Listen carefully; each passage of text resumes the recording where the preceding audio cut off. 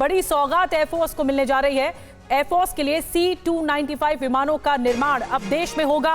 प्रधानमंत्री नरेंद्र मोदी आज वडोदरा में टाटा एयरक्राफ्ट कॉम्प्लेक्स का उद्घाटन करने वाले हैं।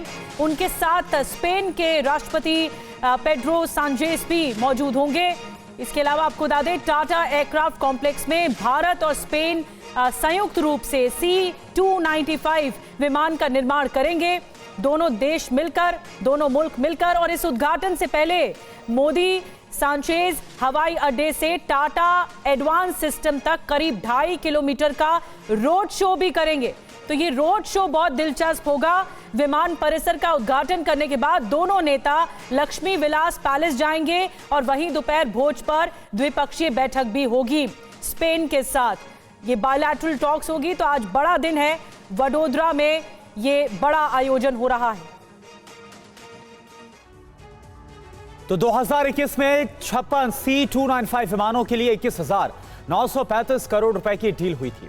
56 विमानों में से 40 विमानों के निर्माण के लिए वडोदरा में टाटा ने एयरबस के साथ मिलकर मैन्युफैक्चरिंग कॉम्प्लेक्स को स्थापित किया और इसी कॉम्प्लेक्स का आज उद्घाटन है। क्या है ये पूरी डील और टाटा एयरक्राफ्ट कॉम्प्लेक्स की क्या खास बात है, ये जानना आपके लिए बहुत जरूरी है। तो देश में पहली बार ऐसा होगा, पहली बार बनेंगे C-295 एयरक्राफ्ट। पीएम करेंगे टाटा एयरक्राफ्ट कॉम्प्लेक्स का उद्घाटन। C-295 प्रोग्राम के तहत कुल मिलाकर 56 विमानों की जो डील है वो फाइनल हुई है। टाटा एयरक्राफ्ट कॉम्प्लेक्स में 40 C-295 का निर्माण किया जाएगा। 16 C-295 की आपूर्ति एयरबस कंपनी स्पेन से करेगी। टाटा एयरक्राफ्ट कॉम्प्लेक्स देश में निजी क्षेत्र की पहली फाइनल असेंबली लाइन है। कॉम्प्लेक्स में C-295 के निर्माण से लेकर टेस्ट तक की सुविधा है। मेक इन इंडिया के तहत एयरफोर्स के लिए देश का पहला एरोस्पेस प्रोजेक्ट है। ये खास बात है इसकी। Tata advance system Airbus defence के बीच रणनीतिक भागीदारी इसमें हुई है।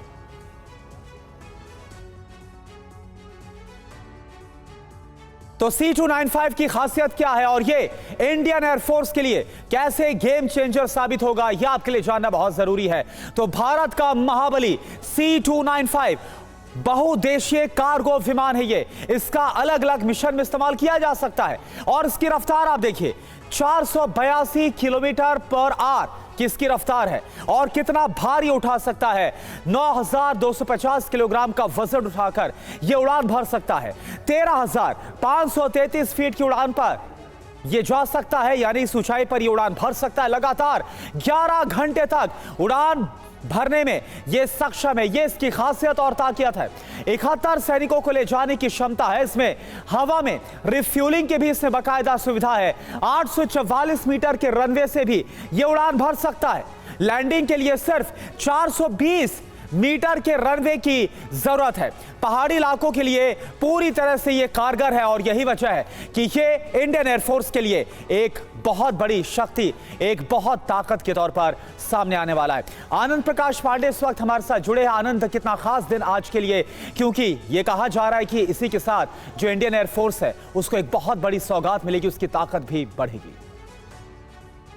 बिल्कुल जाहिर तौर पर आज के बाद भारतीय जो वायुसेना इसकी ताकत बढ़ जाएगी। जैसे कि आपने बताया कि अब से कुछ जगह प्रधानमंत्री नरेंद्र मोदी गुजरात पहुंचने वाले हैं, जहां पर वो 4800 करोड़ रुपए से ज्यादा की सौगात आज देंगे।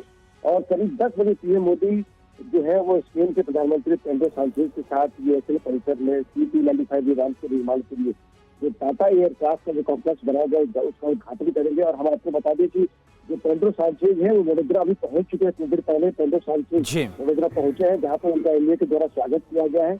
और जो C-295 की जो आपने बात की, इसके तहत 56 विमान बनने हैं, जिसमें से 16 जो है एयरबस जो है डायरेक्ट डिलीवर करेगी भारतीय वायुसेना को, जबकि 40 जो है भारत में बनाए जाएंगे। और जिस कॉम्प्लेक्स का उद्घाटन होने वाला है उसी कॉम्प्लेक्स में ये बनाए जाएंगे। और खास बात यह कि जब एयरपोर्ट से प्रधानमंत्री नरेंद्र मोदी निकलेंगे तो उनके साथ पेड्रो सांचेज भी रहेंगे और लगभग 2.5 किलोमीटर, जिसका जिक्र आपने भी किया कि 2.5 किलोमीटर तक का रोड शो होगा। दोनों प्रधानमंत्री ओपन जीप में सवार होंगे और पूरे 2.5 किलोमीटर के रास्ते में अलग अलग सांस्कृतिक कार्यक्रम किए जाएंगे। दोनों प्रधानमंत्रियों का स्वागत किया जाएगा। और करीब 11 बजे प्रधानमंत्री जो है वो वडोदरा के लक्ष्मी विलास पैलेस पहुंचेंगे, जहाँ पे डेलीगेशन लेवल टॉक्स होंगे। फिर दोनों प्रधानमंत्री जो है डेलीगेशन लेवल का जो लंच है उसमें शिरकत करेंगे। और एक बात और हम आपको बता दें कि जो दोनों देशों के बीच संबंध मजबूत हुए, खासतौर सामरिक संबंध मजबूत हुए, उसकी एक बानगी आज आपको इस पूरे कार्यक्रम के दौरान देखने को मिलेगी। हालांकि प्रधानमंत्री के इसके बाद कई कार्यक्रम है, वडोदरा के बाद प्रधानमंत्री अमरोली जाएंगे, जहाँ पर वो कई हजार करोड़ की जो परियोजनाएं हैं उसका उद्घाटन भी करेंगे, शिलान्यास भी करेंगे। जी, बड़ी जानकारी आनंद प्रकाश पांडे इस वक्त हम तक पहुंचा रहे हैं। 10 बजे से ये कार्यक्रम शुरू हो जाएंगे। एक बड़ा दिन है 16। आपको बता दें, ये जो C295 विमानों की आपूर्ति है, एयरबेस कंपनी है, इसका उद्घाटन किया जाएगा। और ये तस्वीरें देखिए अभी की हम दिखा रहे हैं, इस वक्त की तस्वीरें दिखा रहे हैं। गुजरात के जो गृह मंत्री हर्ष सांघवी वो पहुंचे हैं यहाँ पर तैयारियों का जायजा लेने। तैयारियां पिछले कई दिनों से चल रही थी और आज महत्वपूर्ण दिन है। कई लोग वहां पर मौजूद हैं, जो दर्शक हैं वो मौजूद हैं और साथ ही बीजेपी के बड़े नेता वहां पर मौजूद हैं। प्रधानमंत्री मोदी की ओर से और स्पेन के राष्ट्राध्यक्ष की ओर से ये बड़ी उद्घाटन की जो प्रक्रिया है, जो आयोजन है वो 10 बजे से शुरू हो जाएगा। इस प्रोग्राम में कुल 56 विमानों की डील है C295 के तहत और टाटा एयरक्राफ्ट कॉम्प्लेक्स में 40 C295 का निर्माण होगा। और ये साझा प्रयास है भारत का और स्पेन का। उसके बाद दोपहर में डेलीगेशन लेवल की टॉक्स होंगी। डेलीगेशन लेवल की जो बातचीत होगी वो द्विपक्षीय वार्ता, बायलैटरल टॉक्स, वो आगे बढ़ेंगी स्पेन के राष्ट्राध्यक्ष के साथ। इस कॉम्प्लेक्स के बारे में बताएं तो आपको जानकारी दे रहे हैं, निर्माण से लेकर टेस्ट तक की सुविधा इस कॉम्प्लेक्स में मौजूद रहेगी।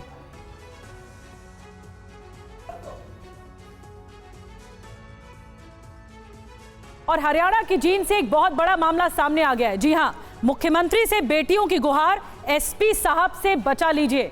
हरियाणा की जींद में दरअसल एसपी सुमित कुमार पर यौन शोषण का आरोप लगा है। महिला पुलिसकर्मी ने सीएम और डीजीपी को चिट्ठी लिखी है। विरोध करने पर एसीआर खराब करने की धमकी दी है और एसपी, डीएसपी और महिला थाना एसएचओ पर गंभीर आरोप लगाए गए। एसपी फतेहाबाद आस्था मोदी को सौंपी गई मामले की जांच। आपको बता दें, इस पूरे मामले पर जब आरोप लगाए गए, ये चिट्ठी सामने आई तो जांच का स्तर भी आगे बढ़ गया है। और जींद एसपी के खिलाफ जो लेटर बम है, आइए आपको वो बताने जा रहे हैं कि इस लेटर में क्या क्या आरोप लगाए गए। यही वो लेटर है और जींद एसपी सुमित कुमार पर महिला पुलिसकर्मियों के यौन शोषण का आरोप है। ये बहुत संगीन आरोप। महिला थाना की एसएचओ मुकेश रानी और डीएसपी गीतिका जाखड़ पर भी आरोप है, यानी महिला पुलिसकर्मी भी इसमें मौजूद थे, उनकी भूमिका पर भी सवाल है, आरोप है। दोनों महिला अधिकारियों पर एसपी के साथ मिलकर ये साजिश रचने का आरोप है। महिला थाना की एसएचओ मुकेश रानी और एसपी के बीच नाजायज संबंध होने का आरोप भी है। और खत में आखिर क्या आरोप लगाया गया ये भी आपको बता देते हैं। और इसमें क्या लिखा गया है, इसमें बताया गया कि मैं जींद में तैनात एक महिला पुलिस कर्मचारी हूं। जो आरोप लगाया गया इस खत के जरिए, मैं अपनी ड्यूटी बखूबी ईमानदारी के साथ निभाती हूं। एसपी सुमित कुमार सभी सुंदर महिला पुलिसकर्मियों पर बुरी नजर रखते हैं। हमारे एसपी सर, जिनकी पत्नी और बच्चे गुरुग्राम में रहते हैं, एक दिन महिला थाना जींद की एसएचओ मुकेश रानी मुझे अपने साथ एसपी निवास पर एसपी साहब के रूम में लेकर गई। उस वक्त कोठी पर गेटमैन और बाहर सिक्योरिटी के सिवा कोई भी घर पर मौजूद नहीं था। एसपी सर और मुकेश मैडम आपस में बात करने लगे तो सर ने मुझे कहा कि रसोई में जाकर चाय बनाकर लाओ। जब मैं बनाकर लाई तो मुकेश मैडम रूम में नहीं थी। जैसे ही मैंने चाय एसपी सर सुमित कुमार को दी तो उन्होंने मेरा हाथ पकड़ लिया और मेरे साथ जबरदस्ती करने लगे, जिसका मैंने विरोध किया और भागकर कमरे से बाहर निकल गई। जब मैं कैंप ऑफिस के बाहर पहुंची तो देखा कि मुकेश मैडम वहां पर बैठी थी। जब मैंने मैडम को यह सब बताया तो मैडम भड़क गई और कहने लगी कि अफसरों को कोऑपरेट करना पड़ता है, यह कहा गया। देखिए आप, मैडम की बात सुनकर मैं रोते हुए एसपी निवास से बाहर निकल गई और फिर मैंने ये सब बातें डीएसपी गीतिका मैडम को भी बताई। तो मैडम ने मुझे कहा कि मुझे पहले से ये बात पता है और गीतिका मैडम ने भी कहा प्रमोशन के लिए अफसरों को ये सब करने की जो बात है वो कही गई। और यौन शोषण मामले की जांच पर अब कई सवाल भी उठ रहे हैं। अब तक 19 महिला पुलिसकर्मियों के बयान दर्ज हुए हैं। इस मामले में कर्मचारियों ने कोई शिकायत नहीं दी है। चिट्ठी लिखने की बात को भी नकार दिया गया है। तो 19 महिला पुलिसकर्मियों ने अपने बयान दर्ज करवाए हैं। इस पूरी घटना को लेकर ये बवाल मचा हुआ है और जो एफआईआर सामने आई उसमें आरोप क्या क्या है पुलिसकर्मियों पर, ये हमने आपको बताया। और चिट्ठी लिखने की बात को भी जो 19 महिला कर्मियों ने बयान दिया है उसको नकारा है। अब ये सवाल खड़े हो रहे हैं कि जांच कैसे आगे बढ़ रही है। अब जांच पर सवाल क्यों है, आइए आपको बताते हैं। अब तक दरअसल 19 पुलिस जो महिला पुलिस कर्मी हैं उनके बयान, उनके स्टेटमेंट दर्ज किए गए हैं। जिनके बयान दर्ज हुए हैं उनके मामले में कोई लेना देना नहीं है। इन्हीं बयानों के आधार पर आरोप निराधार बताए गए इन महिलाओं के जरिए। जिन महिला पुलिस कर्मियों के साथ ये हुआ उत्पीड़न, उनमें से किसी का बयान अब तक दर्ज नहीं हुआ है। तो सवाल ये उठता है कि जो इस पूरे मामले पर विक्टिम है उनका कोई स्टेटमेंट दर्ज नहीं हुआ है, लेकिन जो बाकी महिला पुलिसकर्मी है जब उनका स्टेटमेंट दर्ज हुआ तो उनका कॉन्ट्राडिक्शन स्टेटमेंट में सामने आया। ये विरोधाभास सामने आया कि क्यों आखिर, क्योंकि उनकी तरफ से कहा गया, ऐसा नकारा गया है चिट्ठी की कोई बात को। मोहित मल्होत्रा और ज्यादा जानकारी के साथ हमारे साथ जुड़ गए इस पूरे मामले को समझाने के लिए। मोहित, बहुत पुलिस महकमे में बहुत गंभीर आरोप लगे हैं, एसपी पर भी गंभीर आरोप लगे हैं। इस मामले में जो आला पुलिस अफसर हैं वो क्या कह रहे हैं, कार्रवाई कितनी आगे बढ़ी है, क्योंकि स्टेटमेंट भी कई दर्ज हुए हैं महिला पुलिसकर्मियों के। देखिए, इस मामले में अभी जो तफ्तीश लगातार जारी है और अब तक 19 महिला पुलिसकर्मियों से पूछताछ की गई है। हालांकि जिन महिला पुलिसकर्मियों ने चिट्ठी लिखी है वो अब तक सामने नहीं आई हैं और चिट्ठी के द्वारा ही कल एक और चिट्ठी सामने आई है जिसमें कहा गया है कि जो जांच हो रही है वो तभी सही तरीके से हो सकती है जब इस पूरे मामले में जो लोग संलिप्त हैं, जिसमें एसपी, डीएसपी और इसके अलावा एक महिला एसएचओ का नाम लिया जा रहा है, उनको यहाँ से ज़िले से हटाया जाए। उसके बाद ही जो तफ्तीश है वो आगे बढ़ सकती है, ये बात उस चिट्ठी में कही गई है। तो अब तक 19 महिला पुलिसकर्मियों से पूछताछ हो चुकी है, लेकिन अब तक सीधे तौर पे जो आरोप हैं उनकी पुष्टि नहीं हो सकी है और अभी भी वायरल चिट्ठियों का सिलसिला ही लगातार जारी है, जिसके बाद अभी पुलिस कह रही है कि जांच जारी है और जब तक जांच कंप्लीट नहीं हो जाती तब तक वो इस पूरे मामले में ठोस तरीके से नहीं कह सकते कि इन आरोपों में कितनी सच्चाई है। बिल्कुल मोहित, आप हमारे साथ बने रहिए। तो जो चिट्ठी है वो वायरल हो रही है और इस चिट्ठी में क्या है और क्या आरोप लगाया गया है महिला पुलिसकर्मी की तरफ से, हर एक बात हमने आपको बताई। तो यौन शोषण के आरोप पर बीजेपी प्रदेश अध्यक्ष मोहन लाल बडोली की सफाई सामने आई। इस तरह के आरोप व्यक्तिगत होते हैं, कई बार ऐसे आरोप साबित नहीं हो पाते हैं। तो ये जो इस पर प्रतिक्रिया है वो निकलकर सामने आई है और बड़ी खबर आपको हम बता रहे थे, लेकिन इन सब के बीच मोहित हमारे साथ बने हुए। मोहित, लेकिन आरोप बहुत गंभीर है और जो पीड़िता है उसकी तरफ से बताया गया और आरोप लगाया गया ना सिर्फ एसपी पर बल्कि साथी पुलिसकर्मी पर और डीएसपी को लेकर भी कई गंभीर बातें लिखी गई इस खत के अंदर।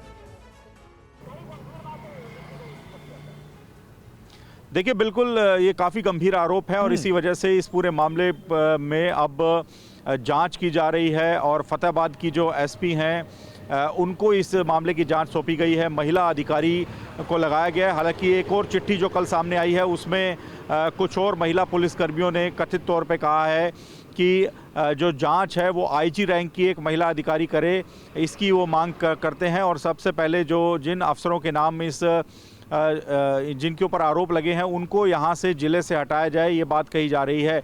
और एक और बड़ी बात यह है कि इस पूरे मामले में अब हरियाणा राज्य महिला आयोग ने भी रिपोर्ट तलब की है। डीजीपी को कहा है कि पूरे मामले की रिपोर्ट 24 घंटे के अंदर दी जाए और इसी वजह से ये मामला अब काफ़ी हाई प्रोफाइल हो चुका है और महिला आयोग के साथ ही हरियाणा सरकार भी पूरी की पूरी जाँच पर नज़र बनाए हुए है कि इस जाँच में आखिरकार क्या निकल कर आता है।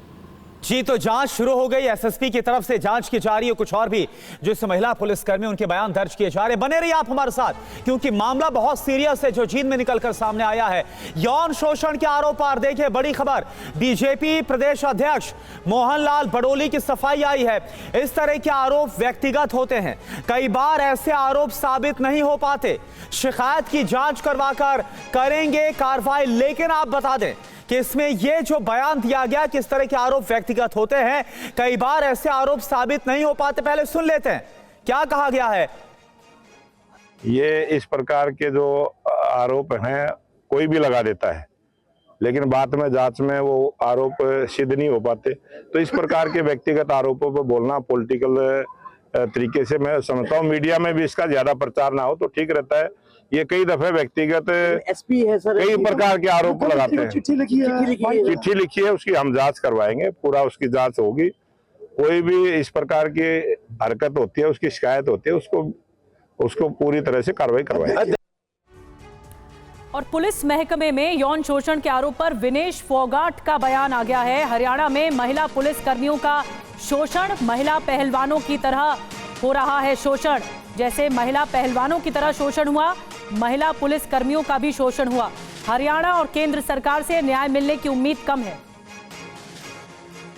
मोहित, अब इस पे प्रतिक्रियाएं आ रही हैं। बीजेपी के जो प्रदेश अध्यक्ष हैं वो कह रहे हैं कि व्यक्तिगत मामला हो सकता है, इस तरह के जो मामले हैं वो खुलकर सामने नहीं आते हैं।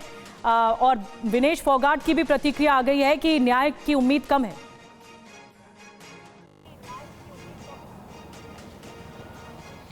देखिए, धीरे धीरे जो पूरा मामला है एक बड़ा राजनीतिक रंग लेना शुरू हो चुका है। विनेश फोगाट जो कि पहलवान हैं और कांग्रेस की विधायक हैं, उन्होंने सीधे तौर पे कहा है कि इस मामले में न्याय मिलेगा नहीं। उन्होंने पूरे के पूरे मामले को जो पहलवानों ने जो आरोप लगाए थे उसके साथ जोड़ दिया है और उन्होंने सीधे तौर पे कहा है कि लगता नहीं है कि इस मामले में भी न्याय मिल पाएगा। तो ये मामला एक धीरे धीरे एक बड़ा राजनीतिक रंग लेता जा रहा है और सीधे तौर पे सरकार पर आरोप लग रहे हैं कि जो महिला पुलिसकर्मियों ने आरोप लगाए हैं उसकी जांच अब कितनी आगे बढ़ी है और इस जांच में आखिरकार क्या निकल कर आता है। लेकिन एक बड़ी बात यह है कि अब तक जिन 19 महिला पुलिस। मोहित, एक छोटा सा सवाल, जो विक्टिम महिलाएं हैं क्या उनसे पूछताछ हो सकती है इस मामले में? देखिए, पुलिस का दावा है कि 19 महिला कर्मियों से पूछताछ की जा चुकी है, जिनमें जिस चिट्ठी में जिन महिला पुलिसकर्मियों के नाम है उनसे भी पूछताछ हुई है। लेकिन कल एक और चिट्ठी, जैसे मैं आपको बता रहा हूं, कि सामने आई है और उस चिट्ठी में सीधे तौर पे कहा गया है कि जिन 19 महिला पुलिसकर्मियों से पूछताछ की गई है उनका इस मामले से कुछ लेना देना ही नहीं है और मामले में लीपापोती की जा रही है। और उसमें फिर कुछ महिला पुलिसकर्मियों ने आरोप लगाए हैं कि जो यौन उत्पीड़न का प्रयास किया गया है वो उनके साथ किया गया है, पूछताछ उनके साथ की जानी चाहिए, लेकिन अब तक वो पूछताछ नहीं हो सकी है। लेकिन ये महिला पुलिसकर्मी कौन है ये अब तक सामने नहीं आई है। बिल्कुल मोहित, हालांकि जो बीजेपी के प्रदेश अध्यक्ष उनका बयान जो है वो हैरानी में डालता है, क्योंकि उनकी तरफ से कहा गया कि कई बार ऐसे जो आरोप हैं वो गलत साबित होते हैं। सवाल ये उठता है पहले जांच हो जाए और उसके बाद पहले ये पुख्ता हो जाए कि आरोप गलत है या फिर सही। बहुत बहुत शुक्रिया आपका इस पूरी जानकारी के लिए। इस बीच अगली खबर का रुख करते हैं। जनगणना को लेकर सरकारी सोर्सेज के हवाले से बड़ी खबर। अगले साल से शुरू होगी जनगणना, 2025 से शुरू होकर 2026 तक चलेगी जनगणना। अब जनगणना का चक्र भी बदलेगा। हर 10 साल में होने वाली जनगणना अगली बार 2035 में होगी।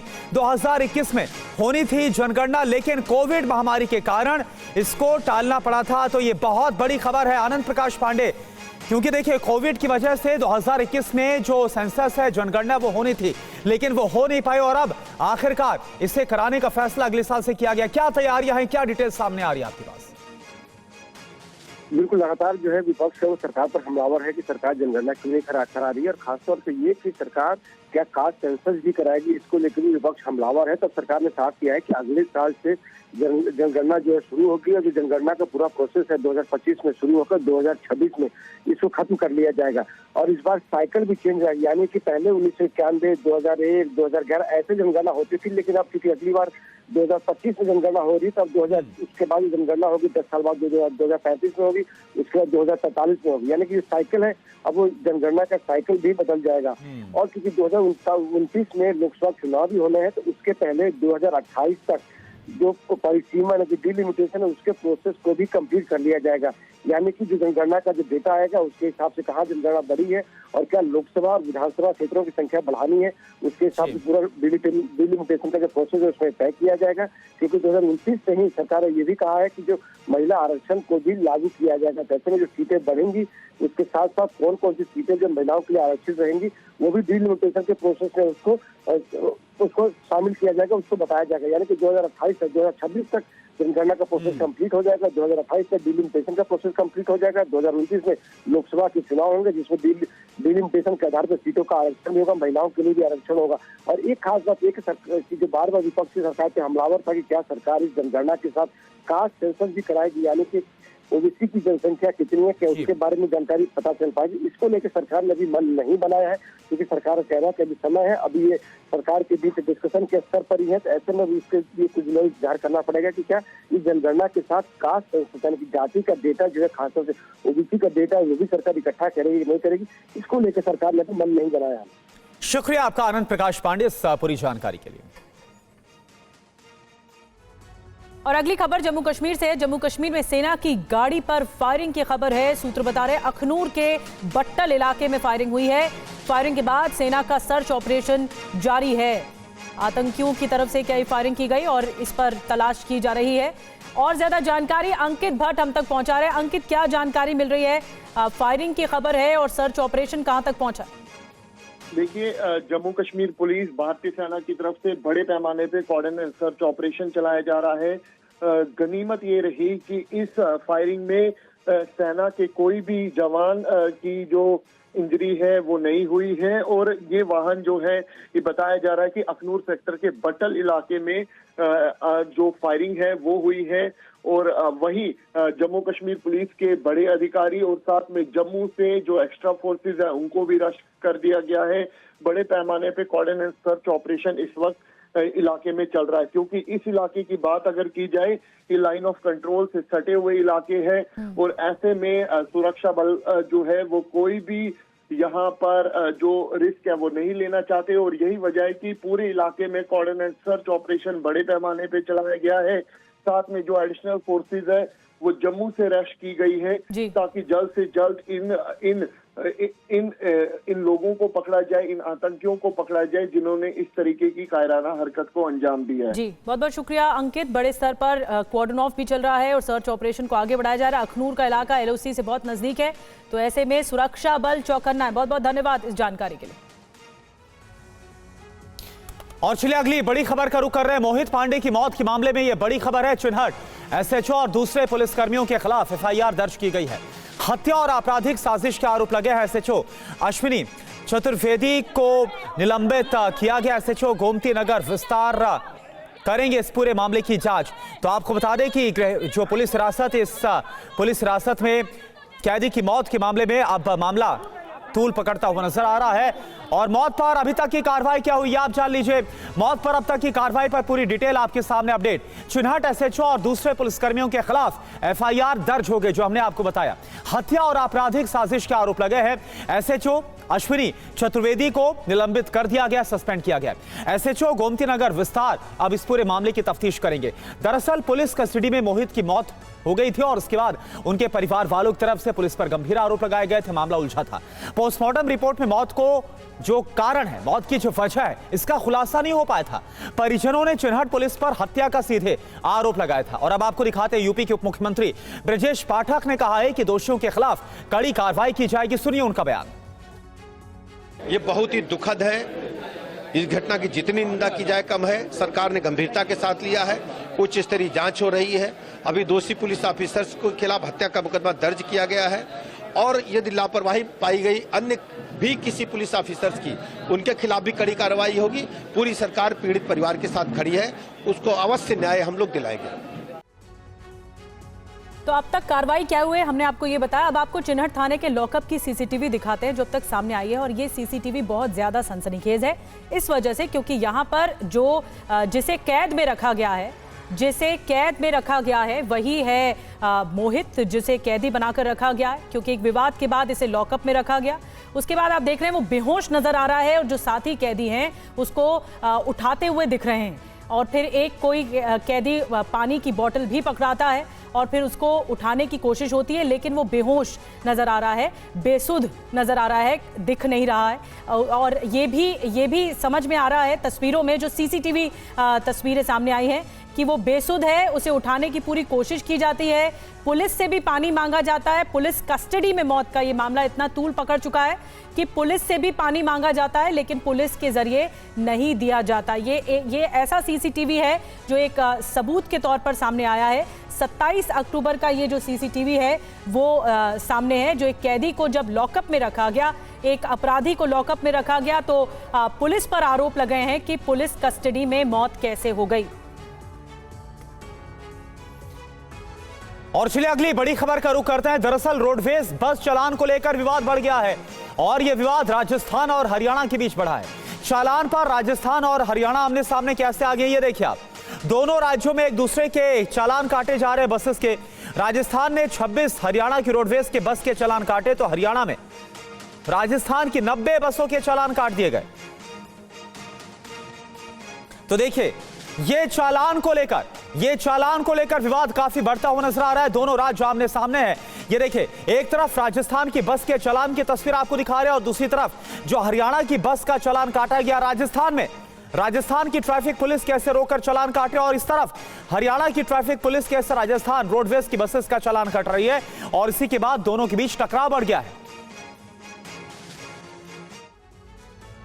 और इस विवाद की शुरुआत कैसे हुई आपको बताते हैं। हरियाणा की एक महिला पुलिसकर्मी से टिकट को लेकर हुए विवाद का एक वीडियो सामने आया दरअसल, जिसमें कंडक्टर महिला पुलिसकर्मी से टिकट लेने के लिए कह रहा है, तो वहीं महिला पुलिसकर्मी स्टाफ कहकर टिकट लेने से इनकार कर रही है। 50 रुपए दो, धारवाड़ा जाना है। हाँ लाओ, 50 रुपए दो। हैं? नहीं मिलते। क्यों नहीं मिलते? यात्रा करनी है तो लगेंगे।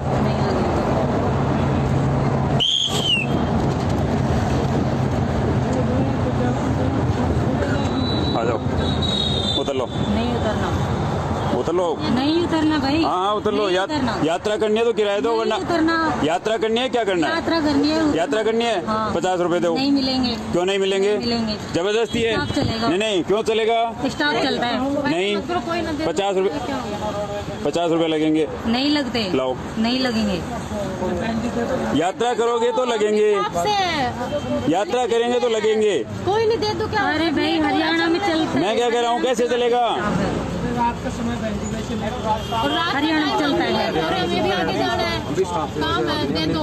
ये राजस्थान रोड है भाई, हरियाणा में चलती है तो हरियाणा में चलती है ना, तो हरियाणा वो हरियाणा कोई बात नहीं, जब आएगा नहीं इसको तो मैं बात कर लूँगी। भाई साहब डिपार्टमेंट वाले नहीं करते, नियत खराब होती है। कोई बात नहीं, नियत लाओ जल्दी दो भाई, जब तेरा अफसर आएगा मैं बात कर। उतर लो, या तो उतर लो या यात्रा करनी है तो किराया दो। नहीं उतरना। नहीं उतरना भाई, यात्रा करनी है तो किराया देना पड़ेगा।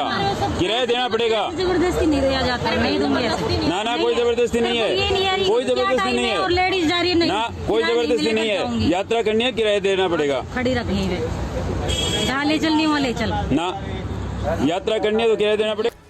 तो आपने देखा और सुना, हरियाणा पुलिस की महिला पुलिसकर्मी लगातार उससे जो कंडक्टर है वो 50 रुपए के टिकट को अदा करने के लिए बोलता रहा कि भाई 50 रुपए लगेंगे, लेकिन जो महिला पुलिसकर्मी है उसने मना किया। इसको लेकर विवाद बढ़ा है।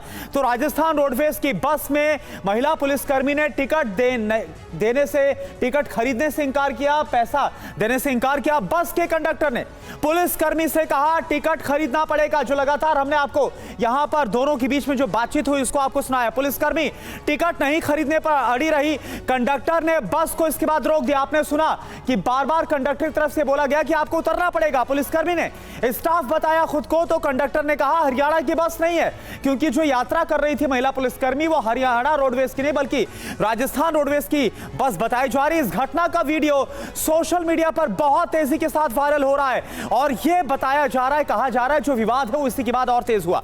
इसके बाद हरियाणा में राजस्थान रोडवेज की बसों के चालान कटने शुरू हो गए। तो यहां पर आप देखिए, हरियाणा में राजस्थान रोडवेज के बस के चालान कटे। अब तक 90 बसेस के चालान काटे गए और इसके जवाब में क्या हुआ? इसके जवाब में राजस्थान में फिर जो हरियाणा रोडवेज की बसेस हैं, सरकारी बसें, उनका चालान कटा। राजस्थान में भी हरियाणा रोडवेज की बसों का चालान काटा गया है। तो इस तरह से विवाद काफी तूल पकड़ा, जिसकी शुरुआत हमने आपको बताया कैसे एक महिला पुलिसकर्मी बस में ट्रैवल करती है, कंडक्टर को पैसा नहीं देती, वीडियो वायरल होता है। चलिए रुक करते हैं अगली खबर का। चलते हैं पाकिस्तान, जहां चीन को लोग जमकर कोस रहे हैं। पाकिस्तान में चीन को मौका परस्त बताया जा रहा है। ये वही मुल्क है जहां चीन के लिए तारीफों के पुल बांधे जाते रहे, जहां के हुक्मरान बीजिंग जाने पर गौरव महसूस करते रहे। लेकिन क्या अब चीन के राष्ट्रपति शी जिनपिंग ने पाकिस्तान से नजरें फेर ली हैं? क्या जिनपिंग अब शहबाज शरीफ से दूर और प्रधानमंत्री नरेंद्र मोदी के करीब आ रहे हैं? क्या चीन को यह एहसास हो गया है कि उसका विकास भारत के साथ ही हो पाएगा? आखिर क्या है ये पूरी पहेली और चीन के किस चाल से पाकिस्तानी इन दिनों दंग हैं? इस रिपोर्ट में जानिए। पाकिस्तान बोला, चीन मौका परस्त निकला। क्या चीन ने पाकिस्तान को धोखा दे दिया? क्या चीन का पाकिस्तान से मतलब निकल गया? ब्रिक्स में चीन के राष्ट्रपति शी जिनपिंग भारत के प्रधानमंत्री नरेंद्र मोदी से क्या मिले? पाकिस्तान के सीने पर सांप लौटने लगे। ऐसा क्या हुआ कि जिस पाकिस्तान में कल तक चीन की तारीफें होती थी, अब उसी मुल्क में उसे मौका परस्त बताया जा रहा है।